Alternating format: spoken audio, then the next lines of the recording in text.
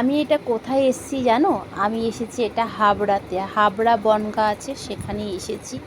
তো এখানে আমার এক বান্ধবী আছে, সেখানে সেই বান্ধবীর মেয়ের বিয়েতে এসেছি। এই যে বাইকে করে নামলো মেয়েটি, এটা হলো আমার বান্ধবীর মেয়ে।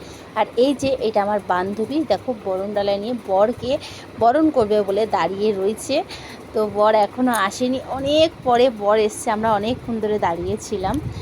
তো এই দেখো বরকে বরণ করতে যাচ্ছে। তো ফার্স্ট টাইম বর মানে জামাইকে বরণ করতে যাচ্ছে, ঠিক আছে, ফার্স্ট টাইম জামাইকে বরণ করছে। আর ওর একটা আলাদাই একটা ফিলিংস, ঠিক আছে। আর আমরা অনেকক্ষণ ধরে এখানে ওয়েট করছিলাম, তো বর আসছে না, বর আসছে না, লাস্টে বাধ্য হয়ে না আমি আর শিলা আর কি বসে পড়েছিলাম। আমার বান্ধবীর নাম হচ্ছে শিলা। তো যাই হোক, ফাইনালি বর এসে গেছে, এবার বরণ করা হবে।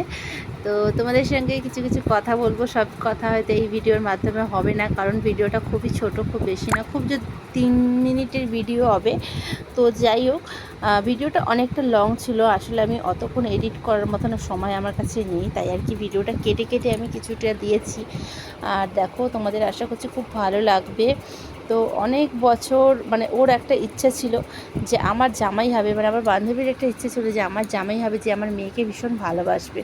সত্যি তাই সেটাই হয়েছে। আর এখনও সত্যি মানে খুবই ভালোবাসে, ওদের মানে দুজনকে খুবই ভালোবাসে। তো যাই হোক, এইভাবে ওরা থাকুক, ওদেরকে আশীর্বাদ করি, এইভাবেই ওরা সারাটা জীবন কাটাক, দুজনে একে অপরকে দুজনকে এইভাবেই ভালোবেসে যাক। আর আরেকটা কথা বলি, সেটা হলো আমার বান্ধবী, আমি না এখানে খুব একটা বেশি নেই, তার কারণ হচ্ছে আমি ছেলেটা ঘুমাচ্ছে, ছেলেটা বারবার, আমার ছেলে এখানে গিয়েই না খালি ঘুমিয়েছে। আমার ছেলের ছবি তোমরা দেখতে পাবে না, খুব কম দেখতে পাবেই না বলতে, এই ভিডিওতে তো তুমি দেখতেই পাবে না, কারণ এই সময় ও ঘুমাচ্ছিল, আমি ওকে ঘুম পাড়িয়ে দিয়ে আবারও এসেছি, মাঝে মাঝে আসা যাওয়া করছি। তো সেই কারণে আমি ভিডিওটা পুরোটা তোমাদের তুলে দেখাতে পারিনি, মানে বিয়ের সময়টা ভালো করে দেখাতে পারিনি।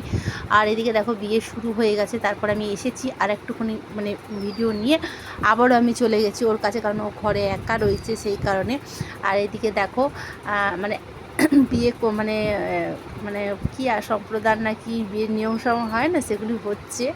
তারপরে আমরা আমরা ছট করে খেতে বসে পড়েছি, কারণ ছেলেটা একা রয়েছে ওখানেও ঘুমাচ্ছে, জানি বাড়িতে লোক আছে, তবুও আর কি আমরা তাড়াহুড়ো করে খেয়ে আর কি চলে যাচ্ছি। তো এই দেখো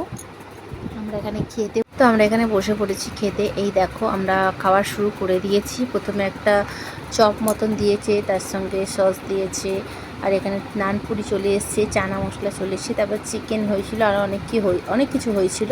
তো আমরা খাওয়া দাওয়া করে তারপরে আমরা অর্পিতার সঙ্গে দেখা করে তারপর আমরা ঘরে চলে যাই, মানে যে ঘরে আমাদেরকে থাকতে দিয়েছে সেখানে চলে যাই।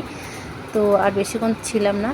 তো তোমাদের কেমন লাগলো অবশ্যই জানিও, অর্পিতাকে আর কেমন লাগছে।